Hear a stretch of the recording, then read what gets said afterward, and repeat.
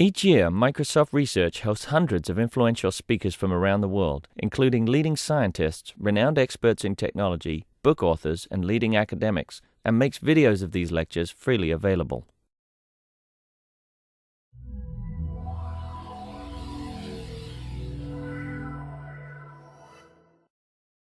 Good afternoon, everyone, and welcome to the Microsoft Research Visiting Speaker Series. My name is Kim Ricketts, and I manage the series along with Kirsten Wiley, bringing in people every week to talk about their new ideas, things that might help us do our jobs better, think about things in a different way. Today, I am thrilled to introduce to you William Ury, or perhaps reintroduce you to him. For those of you that have read the bestsellers Getting to Yes and Getting Past No, he was the co-author of those, and I know that the leadership here at Microsoft recommends those books to all of us. If you ever went to business classes, you probably were asked to read those books. But today, he's here to talk to us about his new idea, and actually it's something that's been running through all three of his books, and that is how to say no and still get where you want to go. Now, since we were 2 years old, of course, we realized that no is the most powerful word in our language. But what do? We all run from it, and we avoid it, and we sugarcoat it. We do everything but actually work with the word no. And we end up, of course, in the muddle that comes from saying yes when we really mean to say no. So today, William Ury is going to help us reclaim the word and the power that involves, and learn how to use it in ways that will focus our energies to get us to the career and the life that we want. William Ury is a world-renowned negotiator, mediator, and best-selling author. He directs the Global Negotiation Project at Harvard. And over the last 30 years, he has helped millions of people, hundreds of organizations, and numerous countries at war reach satisfying agreements in very difficult situations. So please welcome William Ury.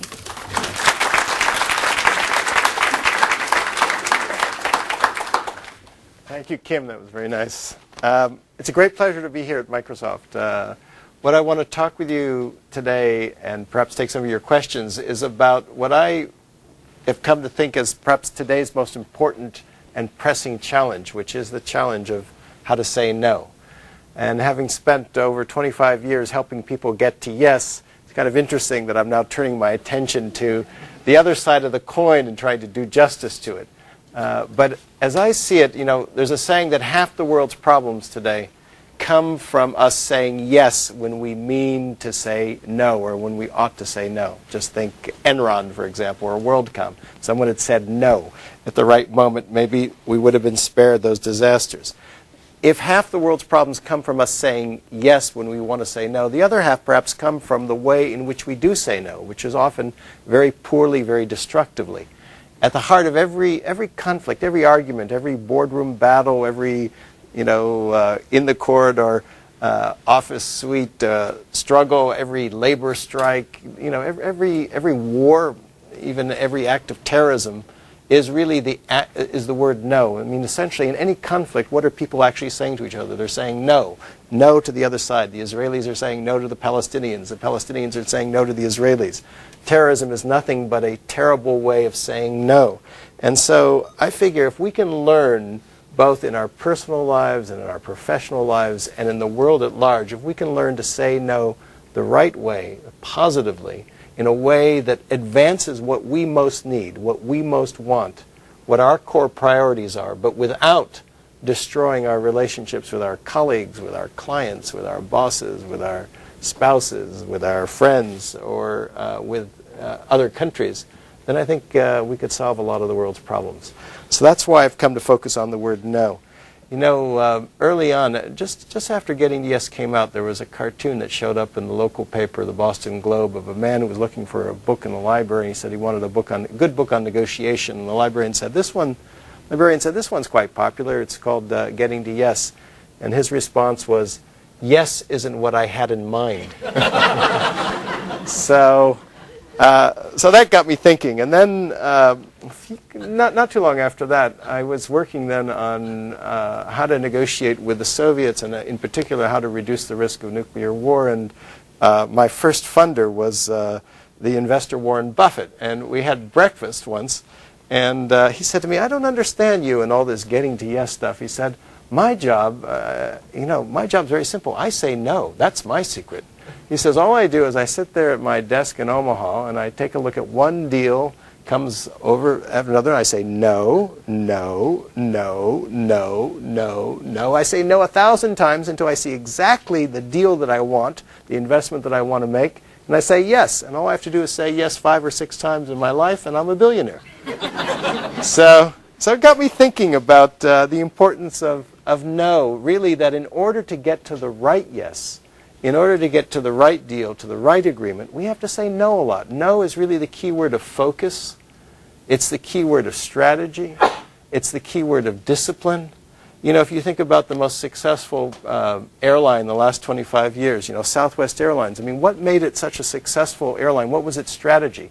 Its strategy was saying no. It took what was up till then considered to be absolutely, you know, essential customer services, like reserved seats on an airplane, like hot meals, like inter-airline baggage transfers. And by saying no to those, it was able to then produce an airline that was able to do rapid turnovers at airports and provide very low-cost, frequent flights that made it just about the only profitable airline for a long time and became the model for low-cost airlines worldwide. By saying no, it was able to say yes to what was most important. And today, in the information revolution, the knowledge revolution, of which Microsoft is such a prominent part, you know, everyone I know is feeling pretty much stretched, you know, overwhelmed, overstressed, overworked, trying to balance everything, you know, life at home, life at work, and demands from customers, demands from internal customers. And the key word we need, I think, right now in this day and age is no. Is no in order to say yes to what's truly important for us, what's truly important for our organizations. In order to make the best quality products, the best quality software, you have to say no a lot. In order to write a book like this one, I had to say no to a lot of other, you know, tempting invitations and opportunities. So every great yes really requires, like Warren Buffett said, 1,000 no's. So I've come to see no really as the most important word in the language, as Kim was just saying. It's the most powerful word in the language, and because it's the most powerful word in the language, it's the most destructive word in the language. It's the word that can most easily destroy relationships, undermine morale, destroy deals or potential agreements, and thus, because it's so potentially destructive, it's the hardest word to say. But if we can learn to wield this one word, no, in a positive way, then I think we can use it to change our lives for the better, our organizations for the better, and even our world for the better. So that's why I want to talk to you about the word no. But let me just ask you, I mean, just to see what your situations are here. As you think about your life here, who do you find yourself having to say no to, or what situations would you like to say no in? Yeah, Nan, please. Yeah. Yeah, to my manager. To your manager. Yeah. Okay. They try to give me more work. They try to give you more work? Okay. Okay. How do you say no to your manager? Okay, to your boss. Okay, who else? What other situations do you have in which you say no? Just kind of sense the variety here in the room. Yes, sir, please. To my peers. To your peers, okay, who might be asking you. Right, we're trying to split out who's going to be doing the work on something, or right. they want to do something to impact mine. Right. Okay. So they might be asking you, putting more demands on you, to your peers or to your manager. Who else? Yeah, sir. We seem to pay a lot of money to vendors and all kinds of companies that we need stuff from. Right. We pay on average, I think, 20% more than anybody else in right. the industry. Right. So I think we should say yes, but probably a couple of no's on the way. Right. Okay. So to vendors, in other words, how do you say no and still get to yes? I mean, this is the aim, of course. Yes, please, sir. I'm just curious. You're talking about somebody else. In my case, no is to myself. To yourself.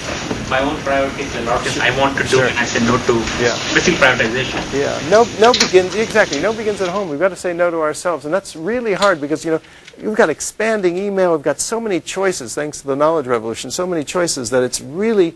I mean, the most difficult challenge I find for us these days is to prioritize, is to make sure that we're not getting distracted doing things that are less important.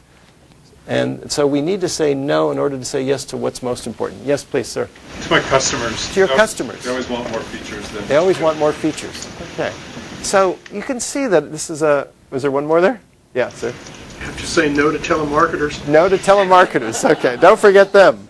Okay, so, even when you go home, you have to say no a lot. You have to say no to your spouse, your children. In other words, no is, life is really a dance, if you think about it. It's a dance of yes and no. I mean, if you really thought about your day, you're constantly saying no, no, yes, yes, yes, yes to this, no to that, yes to this, no to that. You're constantly making those decisions, binary decisions. And somehow, the yes we're pretty good at, we're pretty good at. It's like stop and go, the green light and the red light. We're pretty good at the green light, but the red light, the stop for a moment, is something that gives us trouble. And as Kim was mentioning, we get trained out of it. We call the age when we first learn to say no, a child when they're 2, we call that the terrible twos. But that's actually when a child is beginning to develop its own identity. It's saying, I like this, I don't want that, and so on. And it's a beautiful age of development, and it's so important. And we've stigmatized the word no, when in fact we need to reclaim it and rehabilitate it and turn it into something positive. So, to me, the problem with the way we say no generally, essentially is there's a tension between, on the one hand, exerting our power, our proper power to advance our interests, and then there's the problem of relationship, which is if we exert our power, we can end up hurting the relationship. Or if we pay too much attention to the relationship with the vendor, for example, or the customer, or the manager, we're very high on relationship, but we don't exert our power, we end up accommodating. We end up saying yes when we mean or ought to say no, which is very common. How many of you here, for example, have as a learning edge, would you say that sometimes in a lot of these situations you tend to accommodate, that's something you'd like to work on, that we tend to accommodate? Okay, quite a few of us. I'd say, most people. The inverse of this is, we go high on the power and don't care about the relationship, and we say no in a kind of aggressive way. We attack. And, it's interesting when I ask people, what's the worst no you've ever received, managers such as yourselves? It's interesting. I don't get, the most common one is actually nothing to do with work. It's to do with they somehow have this memory of when they were a kid and their parents said, no, why? Because I told you so. That's, and that's, there's something disrespectful about it. It's just a pure power-based move. There's no explanation. It's just, or we say no, in a way that rejects the other side, and that's what causes a lot of our problems. Is this kind of attacking mode? How many of you sometimes find yourself saying no in an attacking way? That's an edge you'd like to work. Okay. So then sometimes it's not. Sometimes we say nothing at all. We just avoid the issue. We pretend that it doesn't exist. Very common, particularly in our culture. It's particularly in internal conflicts. Where people are uncomfortable with conflict, so we just avoid it. We neither exercise our power nor do we take care of the relationship. We simply avoid it. And oftentimes, what we do is we go in between all three, between attack, avoid, and accommodate. There's what I call the 3A trap, between attack, avoid, and accommodate. I'll give you an example. A few years ago, there was a big crisis at the company Royal Dutch Shell because they had over-reported their oil reserves by a factor of 20%. And the chairman had to resign, the head of exploration had to resign, the chief financial officer had to resign. It was a big mess. And what was behind that mess was precisely this 3A trap, which was the chairman was very aggressive, saying, look, for every barrel of oil we pump, we should have one in reserves, and saying, let's make sure we've got one in reserves. And so everyone was trying to please him, to accommodate him, as it were. And so they were kind of being a little bit optimistic on in estimating their reserves and so on. And it started to get out of control, and then they tried to do something, but when they tried to say something, he would attack them. And so everyone would keep quiet and avoid the issue. And then finally, the head of exploration got a negative personnel evaluation from the chairman, and so he exploded in an email, some kind of blistering email about wasn't going to lie anymore about the extent of our oil reserves. That email went public, which sometimes happens, and the result was, and the other senior officers, including the CFO, were all avoiding. They knew about the problem, but they were just hoping it would go away. The result is it blew up, and there were, everyone had to resign. It was a major crisis for the organization because we get caught in this trap. And oftentimes what we do is we accommodate until we can't take it anymore, and then we lash out and we attack, and then we realize, wait a minute, that's so destructive to attack, we'll just go back to avoiding. And we just go around like a rat in the maze, when in fact there's a better way out, which is the one I want to describe to you, which is a positive no, which allows you to exert your power effectively and positively on behalf of your interests and your priorities at the same time as paying attention to the relationship without destroying the relationship. How do you say no and still keep your friends and colleagues and so on? That's the challenge I want to just take a look at with you. What I see happening is, again, just in terms of something very simple. What I see people using is very simple, and actually, this is common sense, or this is rather, I would call it uncommon sense. It's common sense that we uncommonly use. And let me just give you a quote from Mahatma Gandhi, who was one of the masters, true masters, at saying no positively, saying no to the British against colonial domination over 4 centuries, to expel them, but in a way that was positive and nonviolent, and really laid the seeds for Indian democracy, and taught the world a huge lesson, including here in this country, inspiring Martin Luther King, who was also another master, Rosa Parks, another master at saying no positively. But here's a quote from Gandhi here. He says, "A no uttered from deepest conviction, a no uttered from deepest conviction is better and greater than a yes merely uttered to please, or what is worse, to avoid trouble." So he's saying, a positive no, essentially, is what he's saying. And essentially, it's got these it's got a 3-part structure, a very simple structure. And I like to compare it to a tree. In other words, it says, a no uttered from deepest conviction. Your conviction are these roots, the roots of the tree here. It's that yes. The best no actually comes from a yes. And then there's that strong trunk. It's a strong no, a strong, clear no. And then out of that no comes another yes, which is you reach out to the other side. So you start off with a yes, your yes, you assert your no, and you propose a yes. And what I'd like to do is just take you through that just for a couple of minutes. But I think you'll probably get more out of this if you have in mind at least one situation right now in which you'd like to say no. It might be to a vendor, it might be to a manager, it might be to a peer. But just pick a situation. Think of any situation right now where you're faced with, maybe it's a little bit of a problematic situation, where you'd like to say no and you're not quite sure how to do it best. Could be a situation at home. It's just for yourself. So just if you have that in mind, I think you'll get more value. So then let me just walk you through the process. It's a very simple 3-step process. So let's start with and so essentially what you're doing is, it's like, for example, imagine your boss wants you to work through the weekend. But you've got some very, you were planning to go away with your spouse or your partner, save your marriage or whatever it was. You've got some important family commitment. You start off with a yes. You'd say, I have an important family commitment this weekend. Then there's a very clear, matter-of-fact no, and so I can't work this weekend. And then it's immediately followed up with yes, a positive proposal like, but let's see if we can work it out. Maybe I can work later this week. Maybe we can bring in Mary or Joe, or we can do it next week. Figure out some solution that allows you to come to a positive outcome that addresses the boss's concern. And that's the basic structure in a nutshell. But let me just take it one step at a time here. You start off with expressing your yes. Your yes is what you want or value. And the key thing here is that the deeper your yes, like Gandhi was saying, the stronger your no. I'll give you an example. I have a close relative who was an alcoholic until he was 60. Nothing he could do could break the habit. It was this kind of question of how do you say no to yourself? How do we say no to our own habits, our own addictions? And he wasn't able to say no until his first grandchild was born. And when his first grandchild was born, he thought to himself, I would really like to live long enough to see my grandchild grow up. And then he had another grandchild. And he said that ability, that wish, that desire in him was so profound to see his grandchild grow up that it enabled him to say no to alcohol. And since then, the last 20 years, he hasn't touched a drop.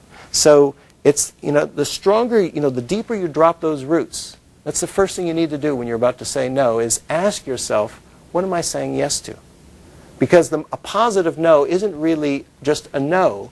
No doesn't have to be negative. It's actually something positive. You are saying yes to something more important, something deep inside yourself. And maybe this is the biggest mistake we make in saying no, is we start from no, when the positive no actually starts from yes. It starts from a deep yes inside yourself. I'll give you another example. A manager I know has a health problem. He's got a heart problem, and his doctors say he can't eat any butter or oil. So he travels a lot, like many of us do, and he's in restaurants, and the waiters bring him the food, and he keeps on saying no to it because he can't. Whatever he tries to get them to prepare it without any butter or oil. And he said he used to find that in fact the waiters would often think he was some kind of crank and just trying to make their lives difficult, and he wasn't getting the results that he wanted, and he would start to get angry and want to attack. But if he accommodates and just accepts it, then his life's in danger. If he attacks, it's not good for his heart. His life is also in danger. If he avoids, he starves. So what does he do? He said he found a very simple technique. What he does is he motions the waiter over. He grabs a napkin, he grabs a pen, and he just does a little diagram of his heart. He just says, here's my heart, see? And I've got 3 arteries here. First artery, number 1, is blocked 100%. Second one is blocked 85%. Third one here is blocked 65%.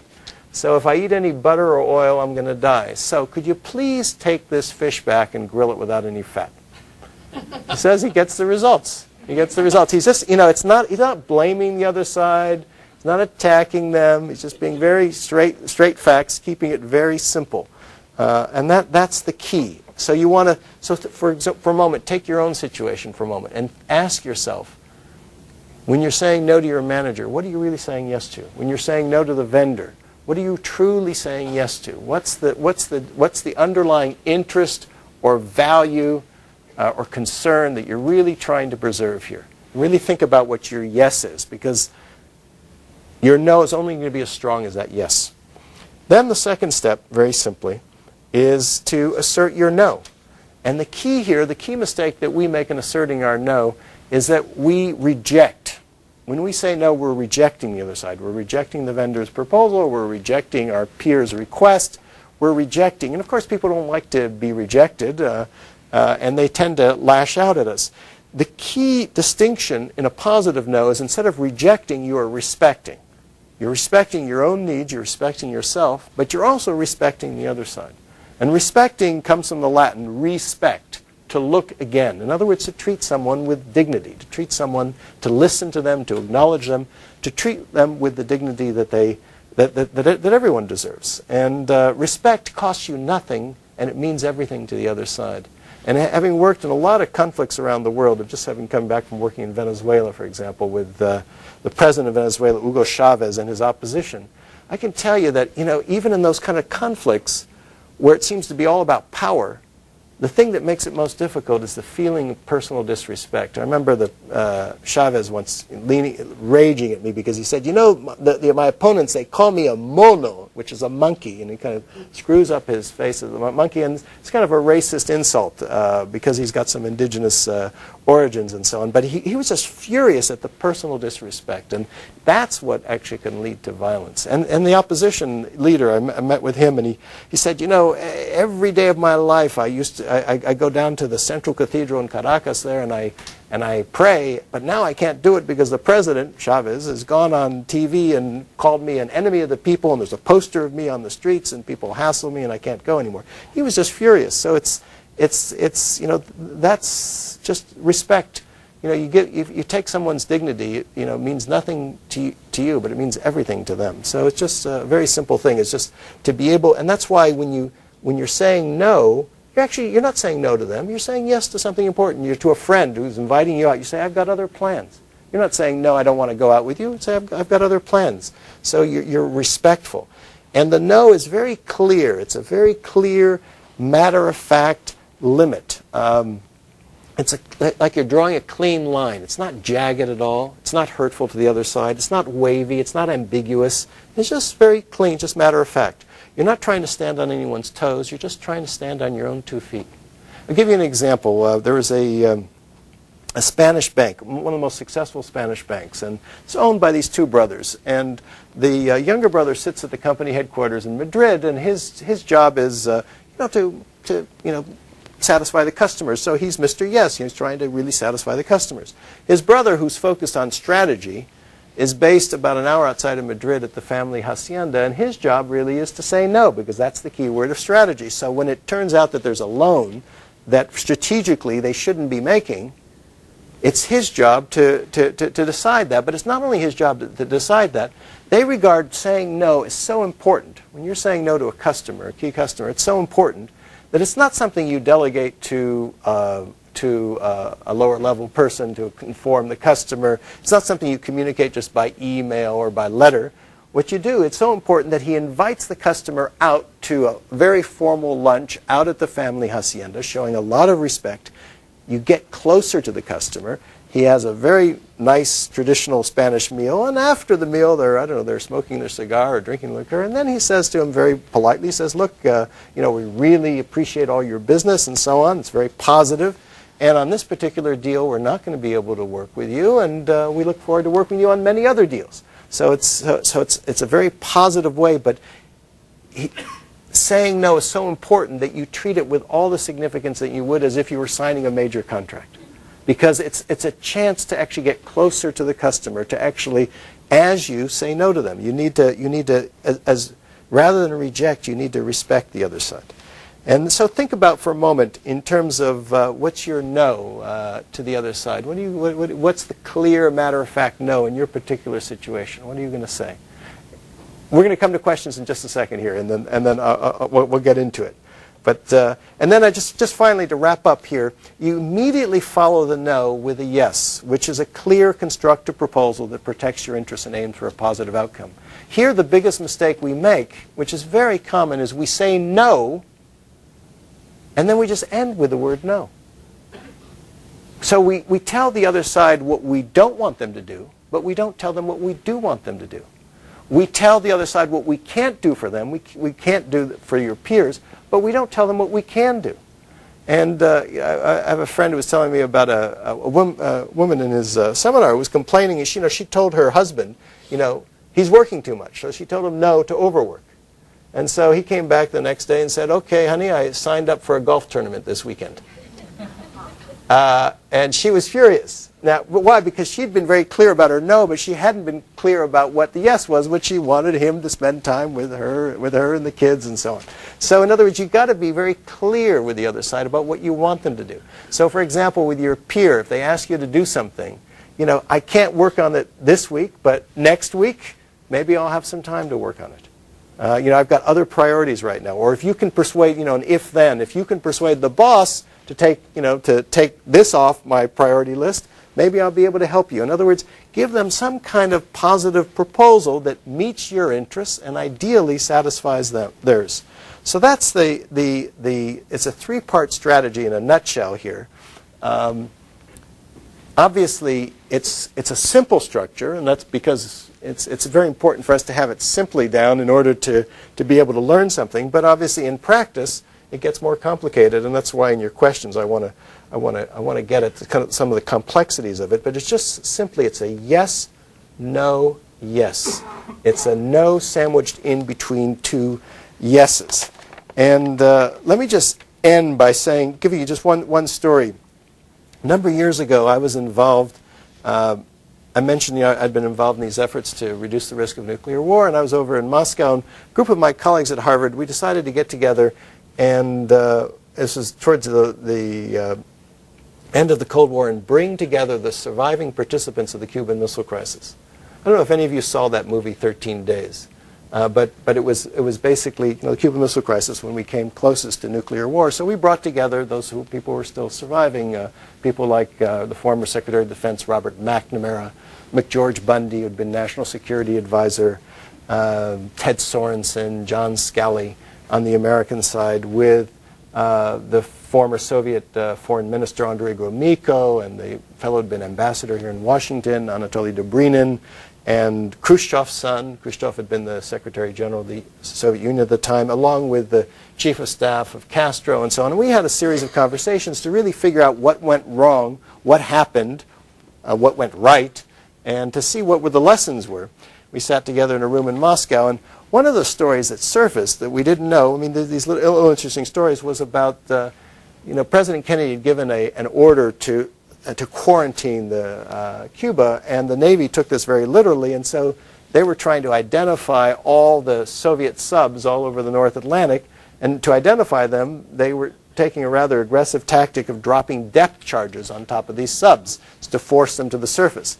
And we talked to one of the Soviet sub commanders, who'd been one of these subs with an American depth charge landing on them, and he said, it was like being in a washing machine. I mean, it was like, the whole, it was deafening, and there was just, you just thought the whole world's coming to an end.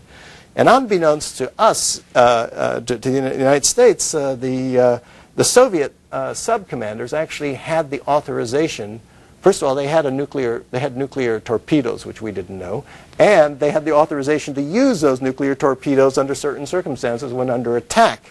So the sub commander was just kind of going crazy. So he said, prepare the torpedoes, launch them, they needed actually the three top officers, the captain and the two deputy captains, and the deputy captain said, yes, absolutely, we'll go down, but we'll get them, and so on.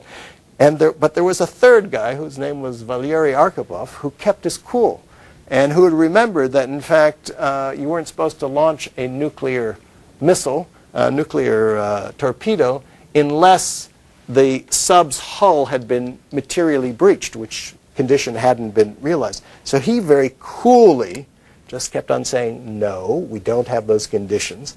And thanks to his coolness, that nuclear torpedo didn't go off, and McNamara at the time said, if that torpedo had gone off and the Soviets, we would have had to retaliate with a nuclear missile, and there might well have been a nuclear war. We might not be sitting here today if it hadn't been for the calm, cool, positive no of this of Valery Arkhipov, to whom we owe a great debt. And it reminds me of a quote by Wallace Stevens that goes, the poet, after the final no comes a yes, and on that yes, the future of the world depends. So this is what I think right now our future, really our future in many ways, starting with our personal lives and our professional lives, really starts with the ability to say no positively. And we don't have to choose between saying no and getting to yes. You can do both. So I want to wish each and every one of you much success in saying a positive no. Thank you.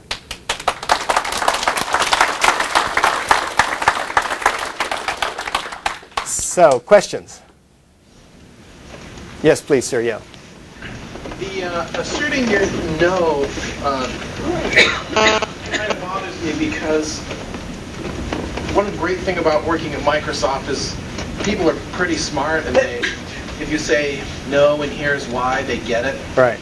But if you're dealing with people, for example, externally, for me, even in the American South, but certainly in Asia, I find that asserting your no baldly is one of the worst things to do. That in fact, there are many elaborate ways to say no. Sure. No is the worst way, which is very difficult for me, sure, having worked here. Sure. No, it's you're absolutely right. I mean, no. When I'm saying asserting your no, I'm not saying that you actually use the word no, because there are whole cultures which are designed around avoiding the direct use of the word no, because they're very concerned with face saving, and you don't want to offend someone. So that doesn't mean that in East Asia, for example, they don't say no. They say no lots. You just have to learn how to read it. I remember doing some work years ago for Ford Motor Company, and at that point Ford was interested in purchasing, they had 10% of Kia Motors in South Korea, for instance, and there was a vice president who went over, met with the president of Kia Motors, and wanted to propose that, well, they'd buy the extra 40% so that they would be 50-50 partners. And the president of the company said, of Kia Motors said, that is not impossible. So for an American, that is not impossible. You parse it. Logically, it means that's possible. He goes back to Detroit, gets a whole team together, ships them off to Seoul, and have meetings to talk about what the price is for this 40%. And every meeting they have is just mysteriously canceled. They have this meeting, and after about 2 weeks of this kind of living in this netherworld, one of the South Koreans takes aside one of the Americans and just explains, well, when he said that is not impossible, what he actually meant is over my dead body.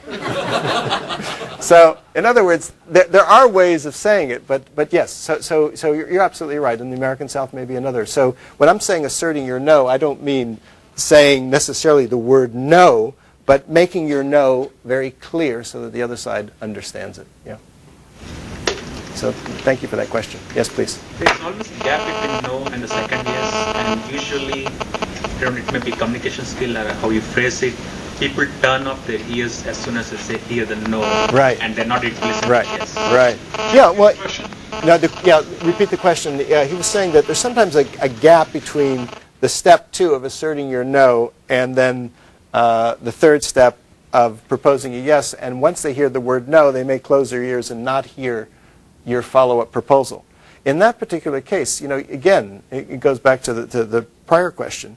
You may want to frame your no in a way that's positive. For example, you say to your, let's say you've got a child, right? You say, you can't play right now. You can't go out and play right now because you've got to do your homework, right?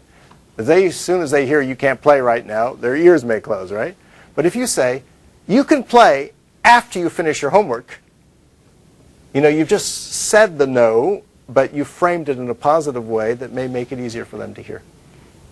Yeah. Please. So how do you avoid to have the impression that the second yes there can be construed as an excuse for saying no? Oh, as an excuse for saying no. So very often, I give some scenario I'm thinking about. Sure. I say no and then give an alternative for yes.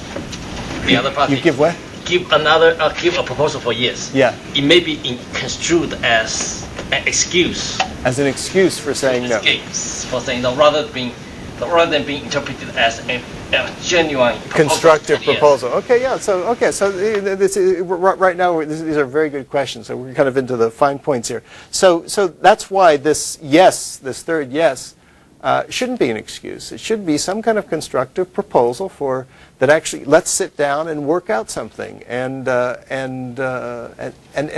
obviously, if it's just an excuse, other people will see through it, and so it's not a true constructive yes at the end.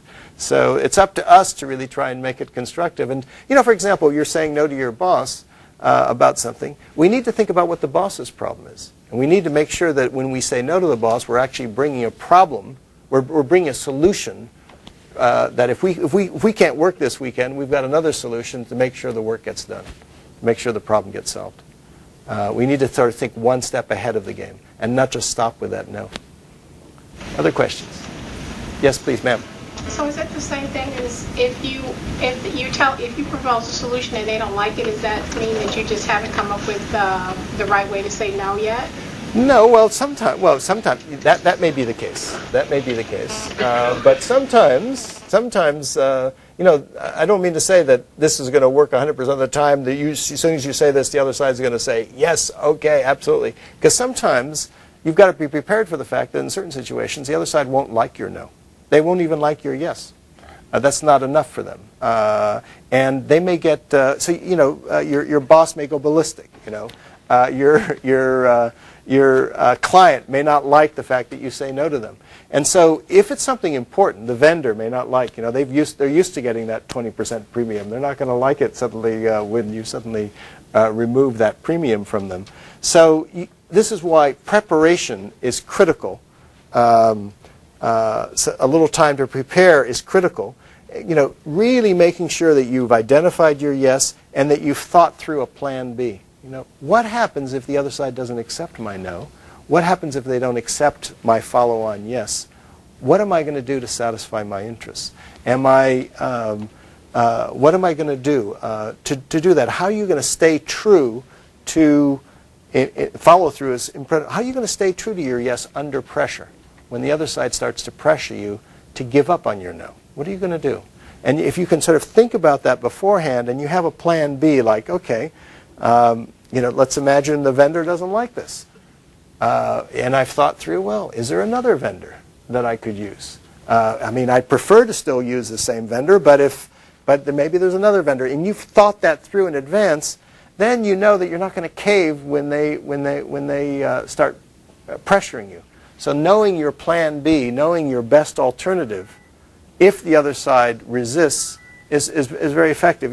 For example, I mentioned Rosa Parks. Rosa Parks started. Her act triggered in some ways was one of the triggers for the civil rights movement.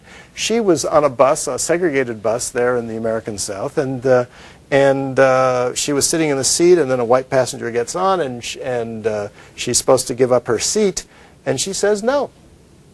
She says no, and so just very calmly, very respectfully, just says, no, I'm staying right here. So the bus driver repeats it, no, but then she wasn't just someone who was she was a seamstress, but she wasn't someone, she had thought through this. She had prepared. She had a plan B. She was an activist for many years, and she had peers and colleagues, and they had prepared for this moment, because then what happened was the driver then called the police, stopped the bus, called the police get on board, they escort her off the bus, she goes to jail, but she had a plan B, which was people then came, bailed her out of jail, she took it to court. There was a bus boycott. There was the local pastor just been appointed to the church, went by the name of Martin Luther King, and there was an 8-month bus boycott, which basically sent a message. That was Plan B, that segregation is not acceptable. They took it to the Supreme Court and won in the Supreme Court. So they had a Plan B, and so you want to think through in your situation, particularly if there's a power disparity, that what is your plan B? What if the other side doesn't accept our no? And then be prepared to follow through on it. Yes, please. You mentioned that you were involved in negotiations in Venezuela and also analyzing the Cold War. I come from Israel. I'm just curious if you had any experience with stuff in the Middle East, all the negotiations over there. Yeah, I have. I have. In fact, I actually, when I first got involved in the field of international conflict resolution, I thought, what's the toughest issue in the Middle East? And I thought it was the city of Jerusalem. So I went and I worked with Israelis and Palestinians, writing a kind of a negotiator's guide to the city of Jerusalem, that no matter if you were Israeli or Palestinian or Jordanian or whatever you were from, this was the guide you wanted to read that laid out what the issues were, what the interests were, all the way from the sewage and the sanitation of the city to the holy places and so on, and hoping that that would come up. Well, the issue didn't come up for another 20 or 30 years, and then in the year 2000, the Camp David negotiations, the second Camp David negotiations, because I had a little bit of involvement in the first Camp David negotiations, it stumbled on the issue of Jerusalem and the holy places, and that got me thinking that there's a way in which the political process there, we've kind of steered away from religion, any kind of thing with religion, because that's too hot, that's too charged an issue. And so I thought, well, what if you use conflict resolution to kind of dive deep into the religion, go into the religious text? So over the last few years, I've gotten re-engaged in the Middle East with a project I call the Abraham Path Initiative, which is to take a look at go look into the ancient narratives, the ancient texts, find the source code of this conflict here in the story of Abraham, who is the kind of the progenitor of all three religions, Islam, Judaism, and Christianity. He's the kind of the common father, and the idea is this is a simple idea, kind of an out of the box idea, but is to kind of create a trail, a little bit like the Appalachian Trail or the Lewis and Clark National Historic Trail here, or a trail, a route of tourism and pilgrimage that would go throughout the Middle East, basically retracing the footsteps of Abraham. And it seemed like a crazy idea, but I tried it out on rabbis and imams and priests. No one had retraced, the pilgrimage. He actually starts in Iraq, goes up to Turkey, comes down to Syria, Lebanon, Jordan, Israel, Palestine, Egypt, goes to Mecca. I decided, okay, we'd go over there and check it out and see if it would fly even in these difficult conditions. And last November, we took a group of 20 people from 10 different countries of all the faiths, down the path from northern Mesopotamia, where Abraham hears the call to go forth, to kind of leave everything behind, leave the past behind, go into the future, to where he's buried in Hebron, and had meetings along the way. And right now we're starting to actually map out the path. We're actually just starting to map it out with GPS and everything. And so this will be a long-term project, but it's but we need to start. We need to stimulate people's imagination. And suddenly it puts a different frame on the conflict. I mean, it doesn't solve it, but it says, okay, this is a family dispute.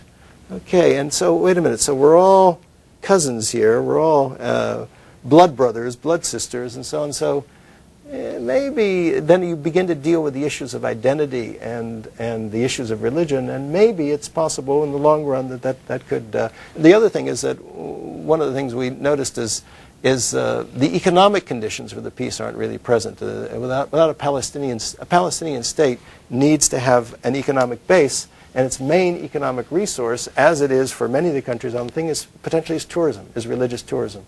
And so, to me, I mean, it may seem odd to say this, but perhaps the best long-run way to fight terrorism is through tourism, is by creating jobs for people, treating people with respect. Abraham symbolizes respect and hospitality. And so we're looking at, using the narrative potential and the economic potential to begin to kind of create the conditions in which the politics could shift over there. It's just one project, but so I am back engaged in the Middle East. Very interesting. Thank you. Yes, please. I have used these techniques. You have used these techniques? Just some of them. Sure. And occasionally run into a situation with someone who is unwilling to change his or her mind. Right. And the fact is that even though the process should work, if the person is intransigent, sure, it's difficult to get past that, especially if that person is a superior or a manager. Sure. So let me just say, first of all, there's no. I'm not guaranteeing this. What I'm saying is this will maximize your odds. You want to maximize your chances, given the power situation. But I would. One thing that I have found effective in a difficult situation is to come back with more evidence to support the no. Based on this, yes, we shouldn't do this because of this, and all these other reasons under it. Right. And after I've written the Encyclopedia Britannica, it's possible to get some change. Right. It's not a real effective way to work or manage or live. Sure. No, it's true.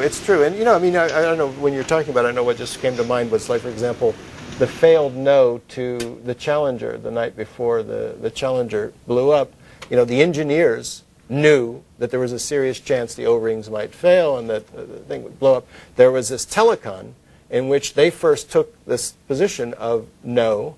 Then there was a teleconference with NASA and so on, but there was so much pressure to go ahead with the launch that in the end, there was a folding and an accommodation under pressure, and it might well have been that the facts and the evidence that to really come back and say, let's just take a look for a moment, just really stay very clear.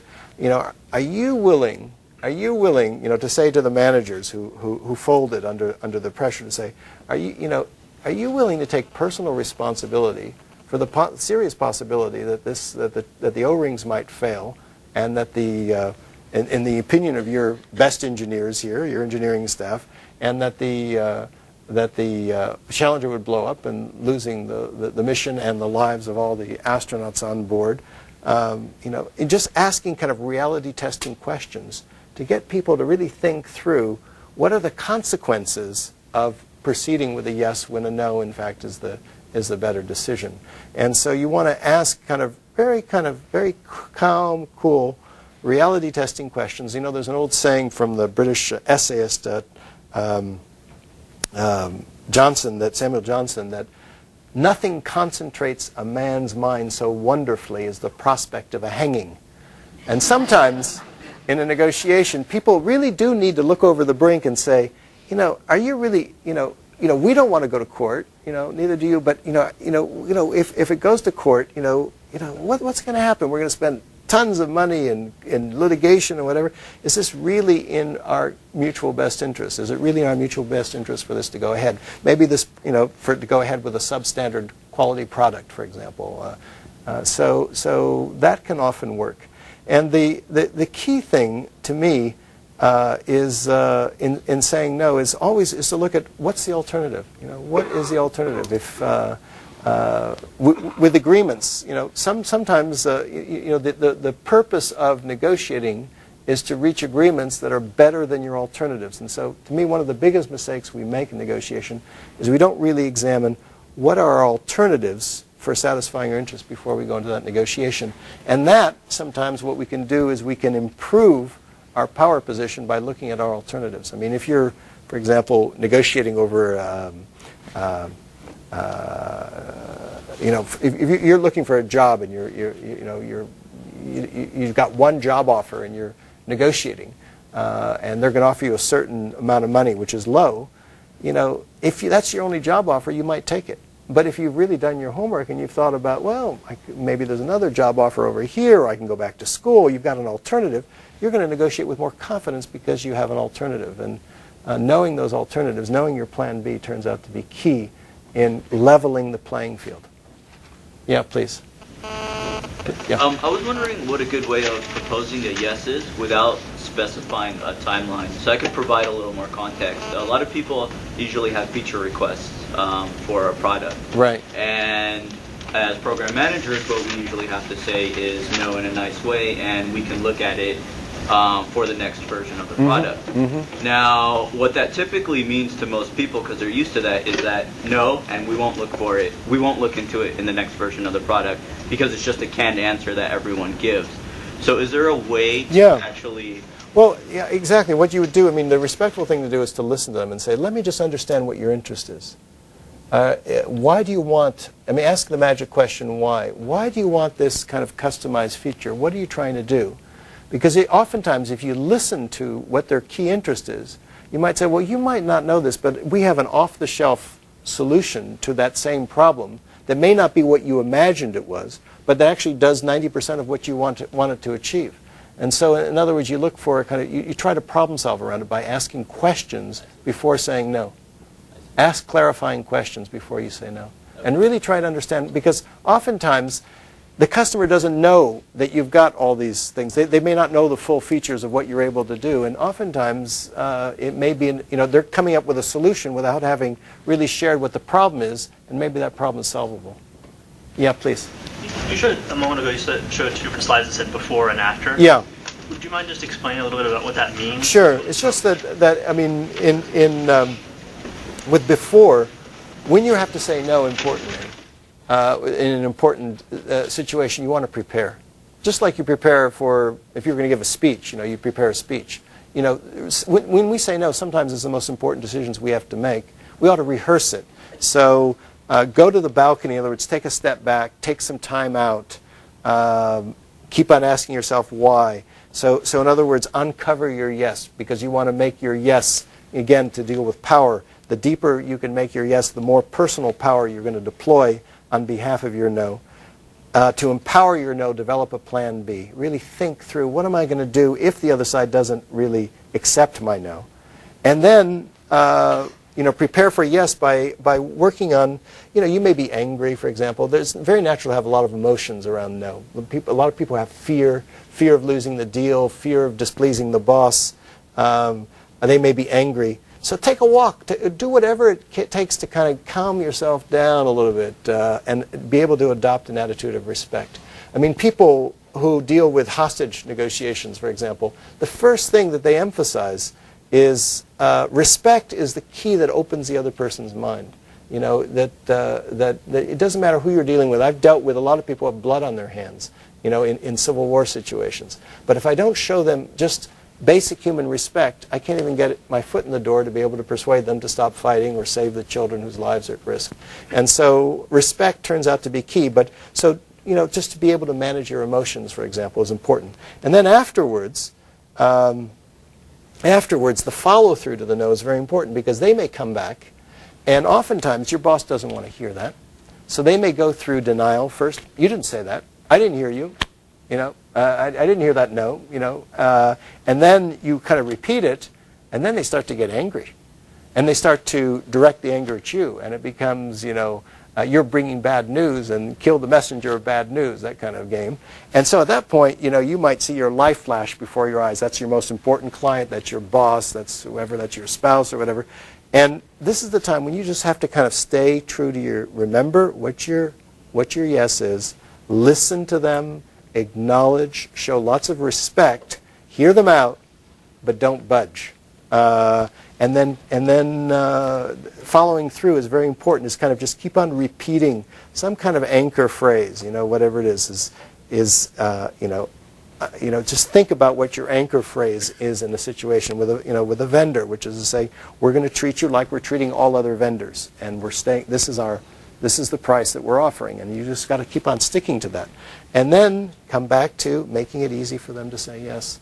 And there's a lot more detail, which is why I wrote a whole book, because it's a simple structure, but obviously in complicated situations you want to break it down, and that's what the book's about. Yeah, one last question, yes, please. Could you speak a little bit about gamesmanship and how to approach manipulation that may go on with people staking out a certain position that they think they want you to see, but they're really willing to go lower? Right.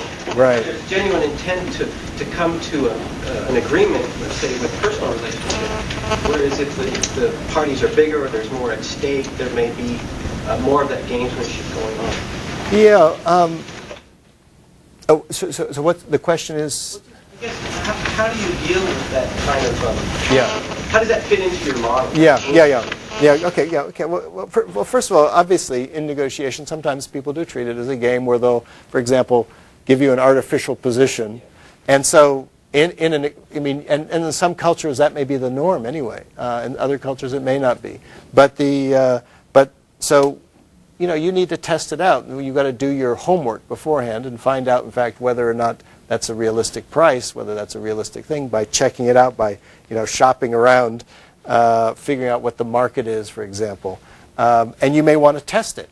And this is one reason why the word no is very important, because in negotiation is to not just to say yes to the first offer that comes along, but test it and really explore it, really understand. If they take a position, say, okay, I hear that, but let me understand why you want that. Like to the customer who wants special features. So you just a lot of exploratory questions, and then if they come up with a certain price, say, you must have given a lot of thought to why you think that's a fair price. Tell me what your thinking is. I mean, is that what other people are paying, and so on? So you kind of explore it to test it.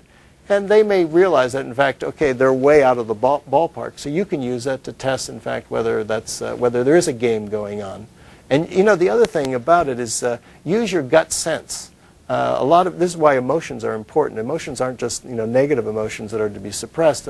Emotions are very important guides to us. You're going to get kind of funny feeling in your stomach. Something's fishy here. They're asking too much. They're not being on the level with me. And listen to those to kind of let you know what's going on. And then I would say that in general, in negotiations, the most successful negotiators I know, interestingly, are not the gamesmen. Whether they're sports agents, whether they're lawyers, whether they're diplomats or whatever, certainly in any one transaction, you may get an advantage, for example, by distorting the truth, playing a game, distortion, all those kind of deceptive negotiation tricks. But if you have a reputation for honesty and fair dealing in negotiation, people will want to deal with you.